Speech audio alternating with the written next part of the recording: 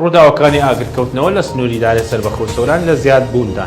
بزانین لە ماوە یەک مانگدا چەند ڕووداوی ئاگرکەوتنەوە هەبووە و هیچ هاوڵاتێک گیانی لەدەستداوە. من پشتیوان کەریمم لە یەک باسی ئەمڕۆدا زانیاریەکان لەسەر ئەو بابەتە دەخەمە.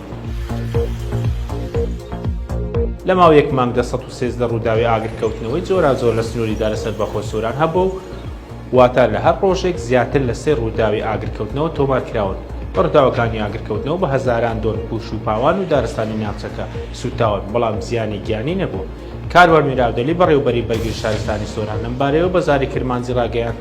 لە ماوە یەک مانگدا لە سنووری دارە سەربەخۆ سۆران لە سنووری قەزاکانی ڕواندز، جۆمان سۆران، خەلیفان، سیدەکان، مێردەسۆر 113 ڕووداوی جۆرا-جۆری ئاگرکەوتنەوە هەبووە، بەڵام بۆ ڕووداوانە هیچ کەس گیانی لەدەست نەداوە، تەنها زیانی مادی لێکەوتوتەوە.